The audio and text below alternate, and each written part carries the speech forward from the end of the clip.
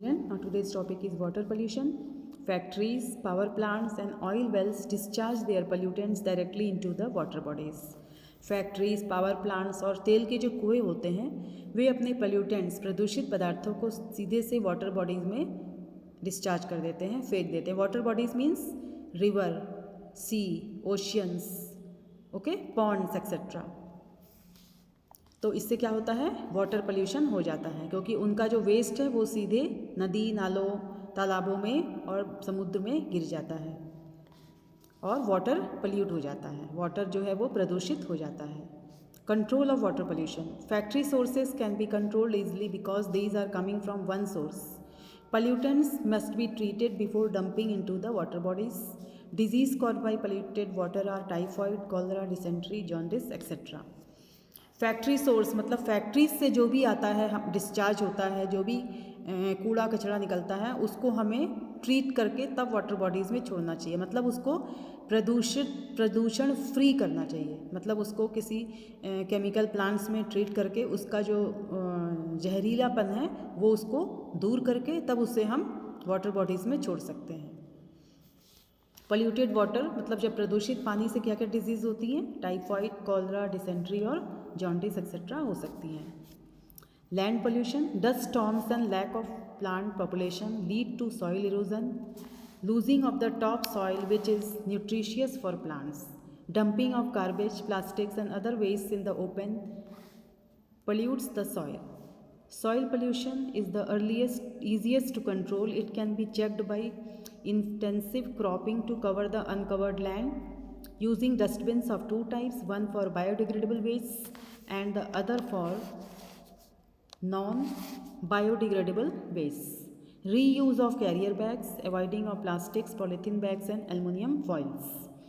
Land pollution कैसे होता है, जब आंधी आती है, प्लांट जब बहुत कम होने लगते हैं तो हमारा सॉइल इरोजन होता है. मींस जो टॉप सॉइल है, जो फर्टाइल सॉइल है वो अपने जगह से हट जाता है. और ये सॉइल क्योंकि प्लांट्स के लिए बहुत न्यूट्रिशियस होता है, बहुत पोषक होता है और ये अपनी जगह से हट जाता है, तब लैंड पोल्यूशन होता है. ये कैसे होता है, जब हम गार्बेज को लैंड में डंप कर देते हैं, मतलब ज़मीन में रख देते हैं, प्लास्टिक्स और दूसरे वेस्ट को ओपन सॉइल के ऊपर रख देते हैं, मतलब ज़मीन में रख देते हैं, तो ये सॉइल को पोल्यूट कर देते हैं ये सब चीज़ें. इसको हम कैसे चेक कर सकते हैं, हम इंटेंसिव क्रॉपिंग कर सकते हैं, जैसे कि अनकवर्ड लैंड, जो लैंड जिसमें कोई पेड़ पौधे नहीं हैं उस बंजर ज़मीन पे हम खेती कर सकते हैं. डस्टबिन दो तरह का रख सकते हैं, एक बायोडिग्रेडेबल वेस्ट के लिए, मतलब जो वेस्ट टूट सकता है छोटे भागों में, जिनका हम खाद बना सकते हैं, और दूसरा नॉन बायोडिग्रेडेबल वेस्ट जैसे प्लास्टिक के लिए. दो डस्टबिन हम रख सकते हैं. कैरियर बैग्स को फिर से यूज़ कर सकते हैं. प्लास्टिक, पॉलीथीन बैग और एल्युमिनियम फॉइल को यूज़ करना कम करना चाहिए, ओके, क्योंकि ये बायोडिग्रेडेबल वेस्ट होते हैं और ये जाके सीधे सॉइल पोल्यूशन, लैंड में पोल्यूशन पैदा करते हैं, ओके. इनको हम दोबारा से यूज़ कर सकते हैं. Every one of us living on this earth has a role to play in saving our environment. There are lots of things that we can do. Think what you can do to help protect environment and the wildlife. First of all, try not to waste anything. Almost everything we think rubbish is useful in some way or the other. Old newspapers can be used again to make more recycled papers. Tin cans and scrap metals can be melted down. Glass bottles too can be used again. Taking care of nature means trying to keep a balance between the needs of people and those of wildlife. The world has to be shared. We must do our best to protect our environment and maintain the delicate balance that makes our world a home for many organisms.